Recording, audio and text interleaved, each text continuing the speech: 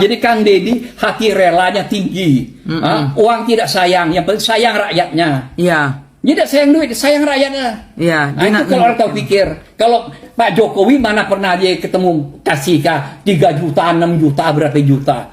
Segental diberi. Jadi termasuk susah nyari KDM nih orang. Maka tuh utusan Tuhan aja main-main itu. Orang macam tutuk aja main-main. Iya benar-benar. Tahu dah. Kapan ada nengok Ahok berang duit? Dah suah. Oh, benar. Ada. Iya benar-benar Kyo. Ya. Gaya orang macam-macam Kyo. Jadi Kang Deddy tidak pelit orangnya. Iya. Murah rezeki deh kata. Bukan sedikit jipak leongpak.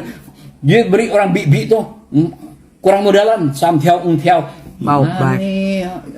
Pribadi J tuh. Pribadi J. Gaji J atau apa? J tahan gaji J bagi ke Kak. Lagi macam mana? Iya benar. Jadi kalau Kang Deddy ini bisa ke Tiongkok ketemu Xi Jinping, cocok dengan Xi Jinping.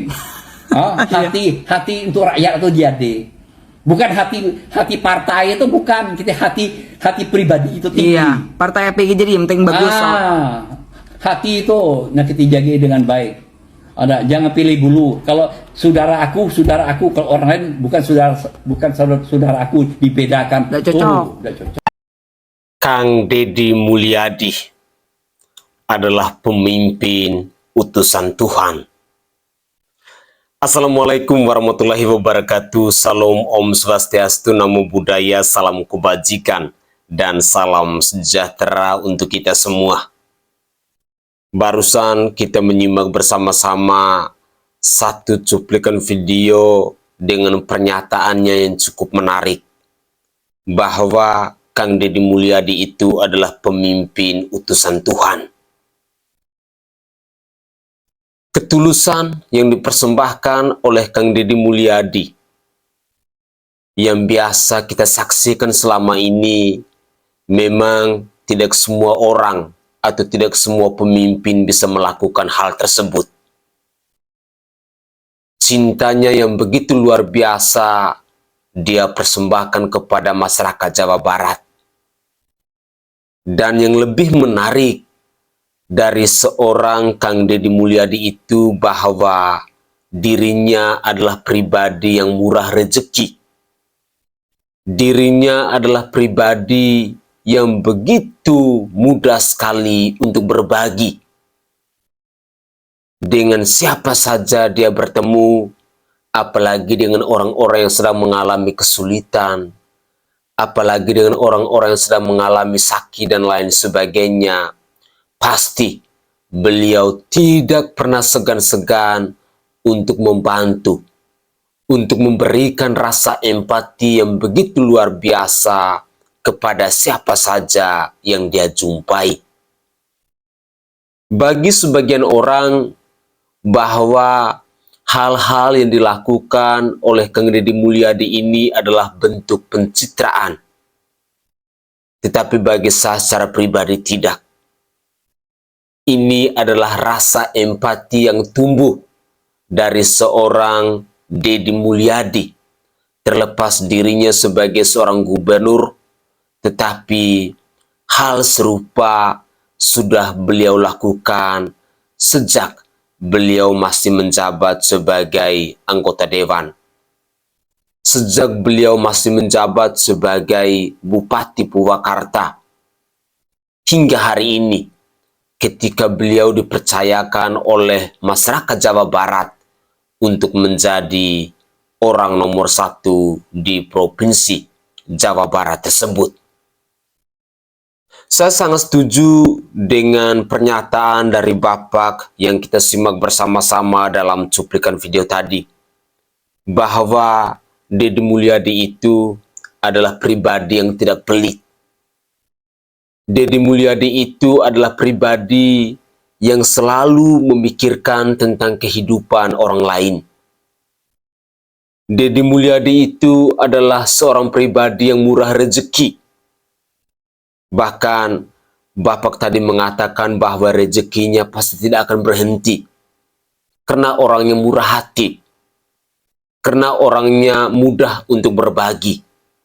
Karena orangnya mau meringankan beban penderitaan orang lain.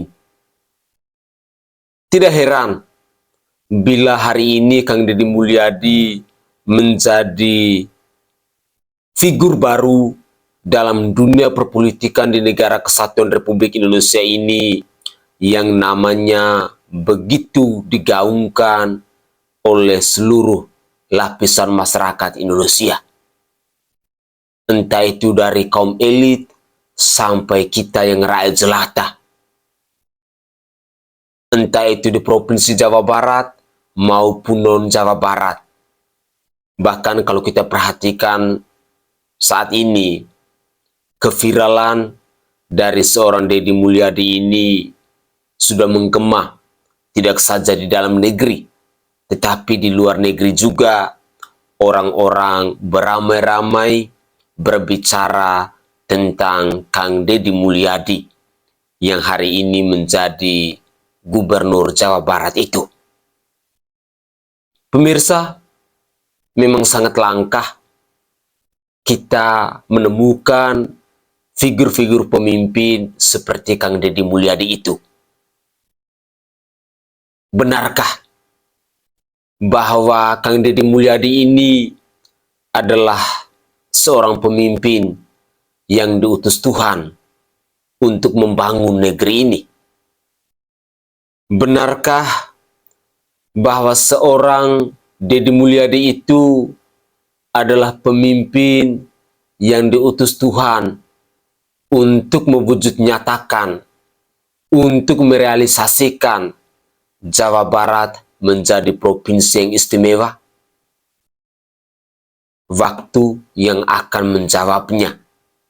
Tetapi kita sebagai rakyat pastinya kita merasa bahagia, kita merasa senang dengan figur pemimpin yang selalu berpihak kepada orang-orang kecil, dengan figur pemimpin yang selalu memperjuangkan kesejahteraan rakyat, dengan figur pemimpin yang selalu hadir di tengah-tengah rakyatnya dalam situasi dan suasana apapun. Itulah hebatnya dari seorang Deddy Mulyadi yang hari ini menjadi orang nomor 1 di Provinsi Jawa Barat itu.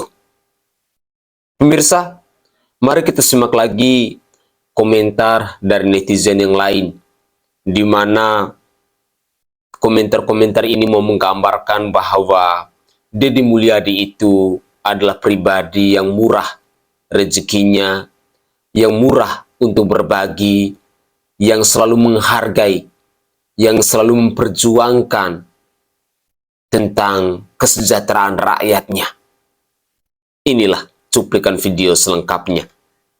Kang Deddy Mulyadi alias KDM bagiin 25 juta per orang kepada anak-anak petugas upacara kemarin itu ya. Lebih baik gubernur konten tapi uangnya dibagiin ke rakyat. Alam, APBN, ambil positif, buang negatif, tonton videonya sampai habis. Nih, kalian tonton dulu videonya yang ini. Nanti ditanya lagi, itu duit dari mana? Ladang konten. Saya selalu ditanya, Pak Deddy duitnya dari mana ngonten? Habis itu dimasalahin lagi, gubernur konten. Lebih baik dari jadi gubernur konten, punya duit diberikan pada rakyat daripada gubernur molor. Benar nggak? Ya kan, daripada gubernur tidur, gubernur protokoler, gubernur ingin dihargai, gubernur menghabiskan anggaran jalan-jalan ke luar negeri. Hayang, hayang.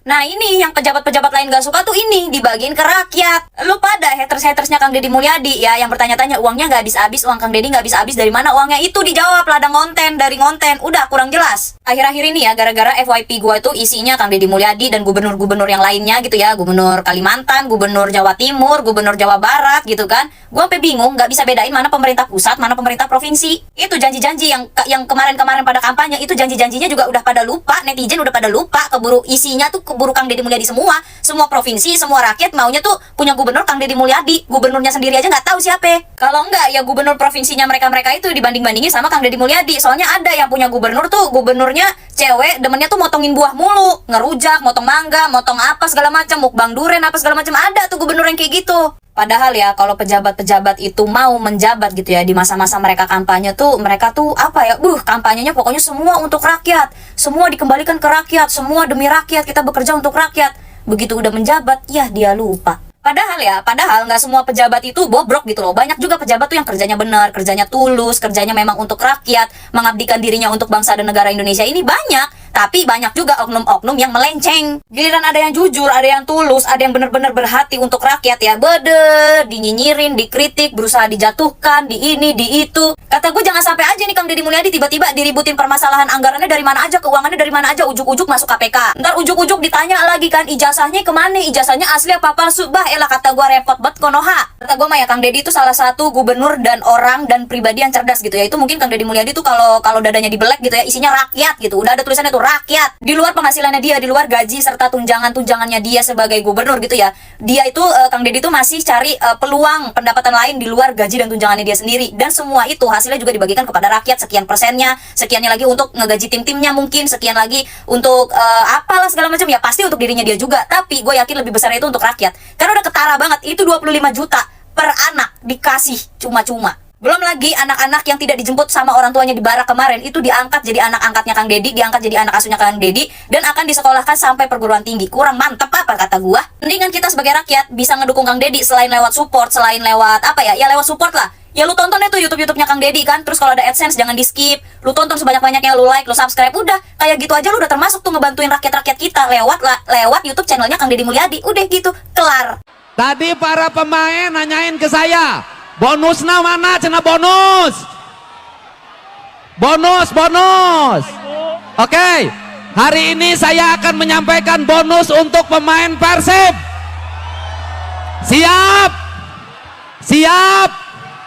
Siap bonus untuk Persib. Teriak dulu, juara. Juara.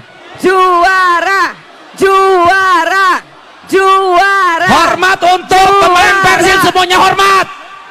Hormatnya begini. Hormat. Oke. Saya akan menyampaikan bonus. Bonus bukan APBD ya, nggak boleh pakai dana pemerintah. Bonus dari saya 1 miliar. Dan saya tugaskan Pak Sekda untuk mengkoordinasi para pejabat Pemprov Jabar agar membeli bonus 1 miliar.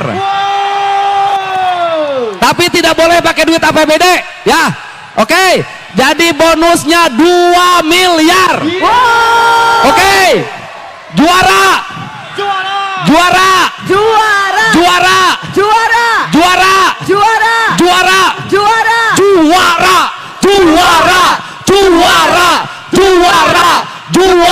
Bapak Aing memberikan bonus 1 miliar dari kantong pribadi untuk Persib. Kurang menyala gimana Bapak Aing alias Kang Deddy Mulyadi? Kampanye pilkada kemarin tidak membawa sepak bola ke ranah politik, namun setelah jadi gubernur dia buktikan kasih sayangnya terhadap Persib dengan mengeluarkan kocek sendiri sebesar 1 miliar rupiah. Kira-kira ada nggak ya gubernur seperti Kang Deddy Mulyadi? Punten nih, Kang Emil dulu gimana? Ngasih bonus nggak ke Persib ketika juara? Atau di provinsi lain mungkin ada nggak yang seperti Kang Deddy Mulyadi? Maaf cuma nanya, tidak ada maksud membanding-bandingkan. Kalau misalkan nggak ada, wajar nggak sih gua secinta ini terhadap Kang Deddy Mulyadi? Berlebihan nggak sih? Bahkan nih informasinya bukan hanya 1 miliar dari kantong pribadi Kang Deddy Mulyadi, tapi Kang Deddy Mulyadi pun menginstruksikan kepada Sekda untuk kolektif dengan pejabat-pejabat lainnya mengumpulkan uang 1 miliar lagi, sehingga nanti bonus yang diberikan kepada Persib totalnya 2 miliar dan tidak menggunakan APBD. Ini bukan menyala lagi tapi kahuruan. Oke guys, itu adalah cuplikan video di season kedua. Memang kita kalau menyimak tentang Deddy Mulyadi ini sangat luar biasa, sangat istimewa cintanya kepada rakyat Jawa Barat. Siapa sih yang tidak bahagia? Siapa sih yang tidak senang punya pemimpin yang selalu berpihak kepada rakyatnya? Saya sangat yakin pasti banyak pihak yang merasa sakit hati.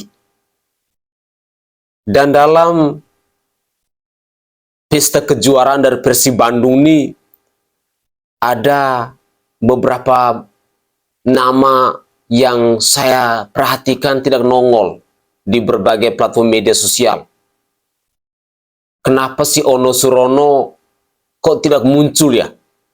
saat euforia merayakan kemenangan dari Persib Bandung itu? Apakah tidak mendapat undangan? Ataukah masyarakat Jawa Barat mungkin sudah tidak respect lagi dengan sosok wakil rakyat yang selama ini selalu berkoar-koar menentang kebijakan, keputusan ataupun program kerja dari Kang Deddy Mulyadi. Lalu di situ juga saya tidak melihat mantan Gubernur Jawa Barat Kang Emil. Tumben, padahal ini semua orang beramai-ramai untuk merayakan euforia, khususnya rakyat Jawa Barat. Artinya bahwa dari Anda yang sebagai rakyat sampai Anda yang sebagai penguasa dan kaum elit seharusnya ikut untuk merayakan kemenangan dari Persib Bandung itu. Tetapi di sini yang saya perhatikan hanya ada Kang Deddy Mulyadi dan juga ada Pak Sekdanya. Tetapi Mang Ononya saya nggak lihat. Apakah Mang Ono merasa malu untuk hadir di acara pesta kejuaraan dari Persib Bandung? Ataukah mungkin takut rakyat, khususnya para pendukung Persib Bandung meminta sumbangan kepada Persib Bandung? Padahal Kang Deddy Mulyadi sudah mengeluarkan kantong pribadinya 1 miliar. Ono Surononya berapa ya kira-kira? Ya, tapi apapun itu, kita harus merasa berbangga ketika ada pemimpin yang menaruh rasa empati yang begitu luar biasa kepada rakyatnya. Mari kita doakan bersama-sama agar Kang Deddy Mulyadi yang adalah Gubernur Jawa Barat yang saat ini menjadi sosok inspirasi yang bisa mengajarkan kita banyak hal tentang gaya kepemimpinan, tentang karakter kepemimpinan dan lain sebagainya.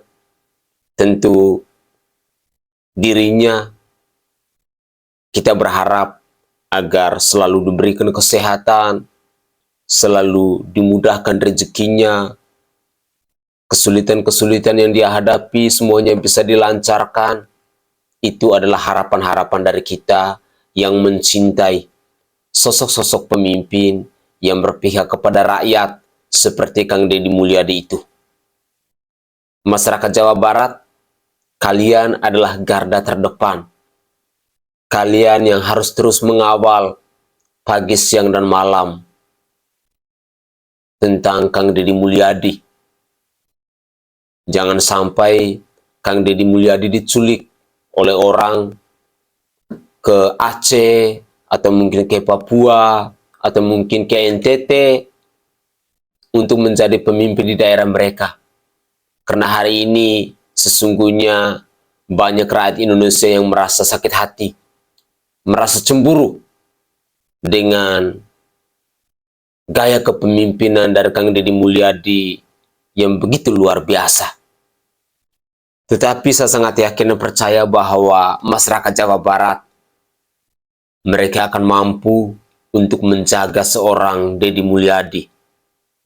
Bahkan dalam beberapa komentar di channel YouTube saya, mereka mengatakan bahwa Kang Deddy Mulyadi akan kami pertahankan sampai 10 tahun.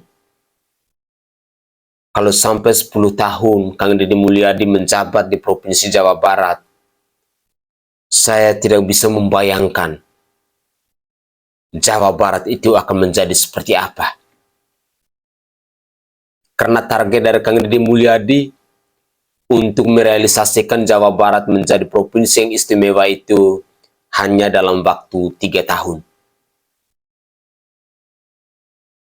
Semoga saja niat baik yang datang dari Kang Deddy Mulyadi semuanya bisa dilancarkan, semuanya bisa dipermudah dalam segala urusannya, dan bisa mempersembahkan hal itu kepada rakyat Jawa Barat. Pemirsa sekalian, mari kita simak lagi cuplikan video di season terakhir ini. Jadi ya, orang jeung patih aing ya. Jeung Wah Herman, alhamdulillah. Siap. Aing di Kemendagri ya, gawe aing bangga ya, Jabar. Siap. Bisa menang juara provinsi terbaik ya. Siap. Kang Dedi, provinsi terbaik di dalam SPM pelayanan minimal ya. Siap. Bidang kesehatan, pendidikan, sosial, kemudian Tramtidumas dan juga sosial juga. Ya, Pati Aing ya, Wah Herman ya, Pak Sekda ya. Lemur diurus, kota ditata. Nah, Jawa Barat istimewa. Hidup Pak Aing. Siap. Gebrakannya nggak nanggung-nanggung, keren banget sih Kang Deddy Mulyadi, Gubernur Jawa Barat. Dari ngebangun budaya Sunda sampai bikin Purwakarta naik kelas. Ini gebrakan-gebrakan Kang Deddy Mulyadi yang patut diacukin jempol. Transformasi Purwakarta menjadi destinasi wisata budaya. Jadi setiap akhir pekan tuh banyak banget pengunjung yang datang. Beliau juga melakukan peningkatan kualitas pelayanan publik. Kemudian beliau juga melakukan pengembangan infrastruktur daerah, yang udah pasti membawa dampak positif pada sektor infrastruktur di Purwakarta. Ada lagi nih yang menarik. Beliau melakukan kebijakan sosial yang inovatif dengan melakukan program-program sosial dengan tujuan meningkatkan kesejahteraan sosial masyarakat. Misi KDM membenahi Jawa Barat sampai ke akar-akarnya. Gak heran sih kalau banyak yang ngefans sama KDM. Gaya ngomongnya adem, tapi keputusannya tajam. Suka tidak suka, kamu bilang yang banyak bicara tentang KDM ini gubernur konten. Mana lebih baik, gubernur konten atau gubernur yang jadi koruptor? Atau gubernur yang duduk di belakang meja hanya terima gaji buta dan komisi dari kepala dinasnya? Mana lebih baik? Atau gubernur yang hanya bikin janji-janji tapi nggak ngapa-ngapain, yang hanya bisa naikin pajak rakyat misalnya? Mana lebih baik? Kan? Ya, KDM pajak dihapus semuanya. Ya, tapi Jawa Barat tidak kekurangan uang. Jawa Barat, ya gubernurnya masih bisa membagi-bagikan uangnya untuk masyarakat yang kurang mampu dan masyarakat yang membutuhkan. Kan itu. Mana lebih baik? Gubernur konten atau gubernur koruptor, atau gubernur yang duduk di belakang meja terima komisi proyek dari kepala dinasnya? Kan gitu. Ya. Kita nggak usah terlalu ini. Saya tidak kenal Deddy Mulyadi, saya tidak kenal KDM, karena saya bukan warga Jawa Barat ya. Tapi saya salah satu yang cukup salut dengan kegiatan dia. Ya. Dan memang terbukti beberapa orang ketemu orang tuanya nangis minta maaf. Untuk itu memang saya sebagai psikolog mengapresiasi lah siapapun kepala daerah yang mau berinovasi. Kita nggak boleh juga istilahnya terlalu picik lah mengatakan semuanya salah. Orang sudah mau berbuat bagus. Tinggal gimana caranya program ini berkesinambungan. Ada contoh, saya kebetulan 7 tahun di Malaysia. Di sana ada namanya korban khidmat negara. 3 bulan. Apa korban? Khidmat negara, program khidmat negara. Program khidmat negara. Ya, itu anak-anak 3 bulan dibuat seperti militer, tapi mereka programnya sosial, ke kampung-kampung, nginep di rumah warga, untuk mengasah empatinya. Siapa mereka? Orang-orang yang diusulkan oleh sekolah, yang dianggap bermasalah. Sering bolos, sering berantem, udah ikut. Jadi listnya itu guru yang ngirim. Nanti mereka dikumpulkan, dan mereka dibuat program 3 bulan. Tidur di rumah warga, khidmat negara, mereka juga bantu polisi, ya semacam cadangan lah gitu. Tapi mereka terstruktur. Nah, kenapa tidak juga pemerintah pusat membuat ini terstruktur? Karena tawuran sekarang udah mengerikan, korbannya sudah banyak. Ya, bukan hanya putus tangan, putus kepala, putus nyawa. Ya, kehilangan nyawa. Yang itu tentu saja akan menjadi ancaman bagi negara kita ke depan kalau tawuran ini terus terjadi. Dari percakapan tadi kan sebenarnya yang pertama memang harus diidentifikasi penyebabnya ya.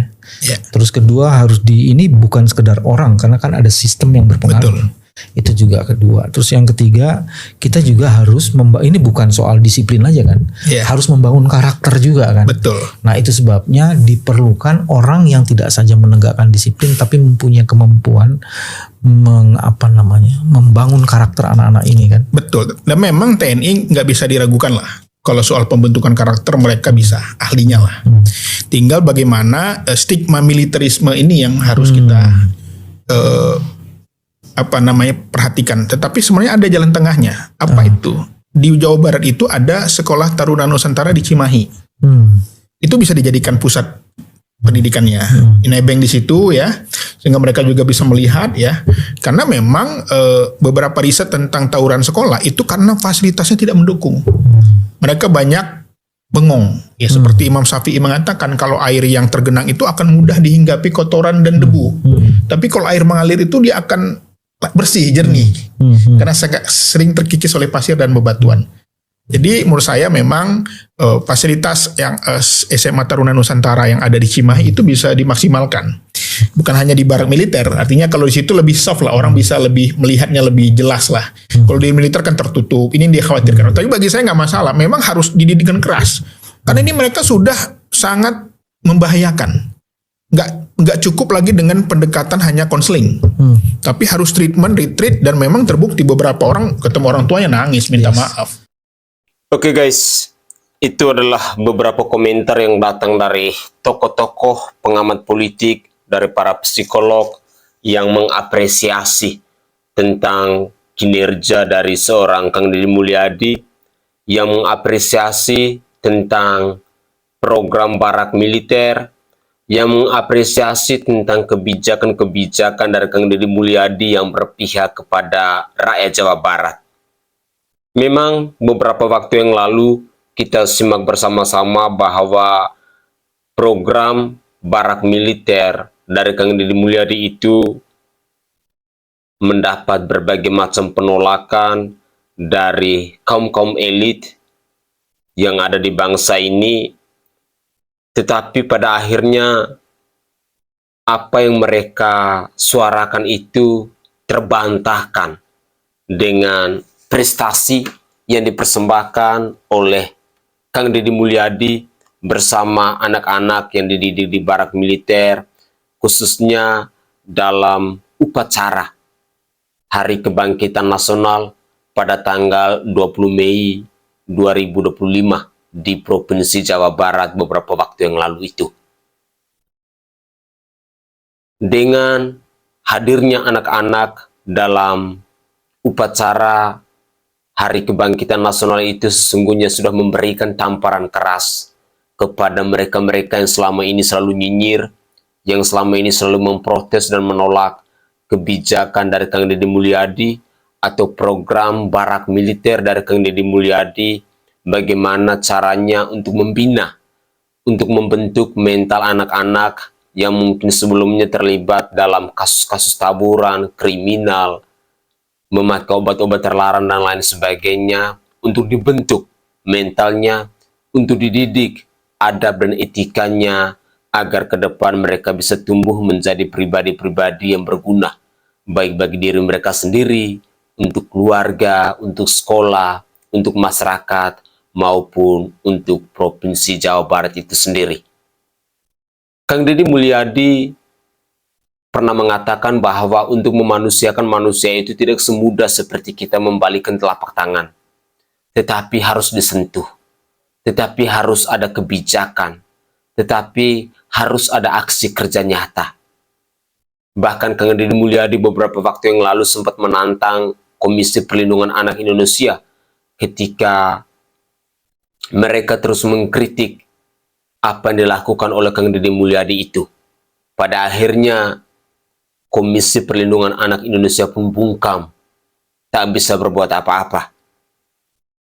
Karena banyak pihak yang menolak kebijakan dari Kang Deddy Mulyadi dan pada akhirnya ditantang balik oleh Kang Deddy Mulyadi bersama instansi pemerintah yang ada di Provinsi Jawa Barat.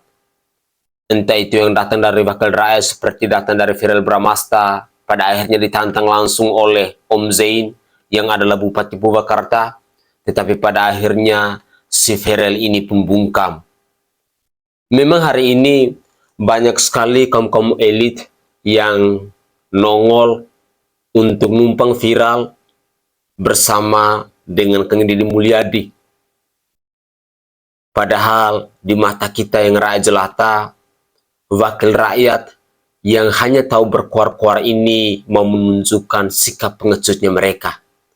Sikap bahwa mereka adalah wakil rakyat yang tidak berpihak kepada rakyat. Adalah wakil rakyat yang tidak mendukung kebijakan-kebijakan dari pemerintah yang pro, yang berpihak kepada rakyat. Karena ada segelintir orang yang menjadi wakil rakyat, khususnya wakil rakyat dari fraksi PDI Perjuangan, sudah terang-terangan mereka menunjukkan keberpihakan mereka bukan kepada rakyat, tetapi kepada partai politik mereka sendiri. Ya, kita ketahui bersama-sama bahwa partai PDI Perjuangan itu adalah sebuah partai politik di mana semua kadernya itu menjadi petugas partai. Sekali lagi, menjadi petugas partai. Saya berharap bahwa kita rakyat Indonesia harus sadar. Kita rakyat jelata harus melek dengan fenomena ini. Dan partai politik seperti ini sesungguhnya adalah partai politik yang harus dinyungsepkan dari negara kesatuan Republik Indonesia ini. Karena menurut saya partai politik yang tidak berpihak kepada rakyat adalah partai politik yang menghambat kemajuan bangsa tercinta kita, adalah partai politik yang menghambat perkembangan ekonomi kita, di mana program-program pemerintah hari ini selalu dihalangin oleh mereka-mereka yang lebih bekerja untuk mensejahterakan partai politik mereka sendiri. Hari ini ada beberapa partai politik yang sudah menunjukkan tabiat-tabiat buruk mereka, di mana mereka mulai bekerja untuk partai politik mereka. Misalnya PDI Perjuangan, juga ada PKB, di mana wakil rakyat dari Provinsi Jawa Barat selalu berkuar-kuar untuk menolak kebijakan-kebijakan yang pro rakyat dari pemerintah. Dan ini menjadi PR tersendiri buat kita agar di pemilu yang akan datang atau di pesta demokrasi yang akan datang, kita masyarakat Indonesia sudah mengantongin nama-nama dari partai politik mana yang harus kita nyungsepkan bersama-sama. Karena ini adalah sebuah PR besar bagi kita rakyat Indonesia. Kalau kita ingin bangsa kita ini bisa maju, bangsa kita ini bisa sejahtera, maka salah satu langkah yang harus kita lakukan adalah kita harus nyungsepkan terlebih dahulu partai-partai politik yang bekerja untuk kepentingan partai politiknya, bukan untuk rakyat. Mungkin ini adalah catatan-catatan penting, dan mari kita terus mendukung program-program pemerintah yang berpihak kepada rakyat, dan terlebih khusus dalam cuplikan-cuplikan video tadi, kita seolah-olah diedukasi, kita seolah-olah diberi pelajaran yang sangat luar biasa tentang hal-hal baru, tentang fenomena-fenomena yang sungguh luar biasa yang selama ini selalu dipersembahkan oleh Kang Deddy Mulyadi yang adalah Gubernur Jawa Barat. Semoga saja apa yang diperjuangkan oleh Kang Deddy Mulyadi yang adalah Gubernur Jawa Barat ini pada akhirnya bisa terrealisasi semua untuk mewujudkan Jawa Barat menjadi provinsi yang istimewa. Saya Sainai dari Provinsi Nusa Tenggara Timur. Saatnya kita yang rakyat jelata harus berani untuk bersuara. Salam hormat, salam NKRI, dan salam Pancasila untuk kita semua.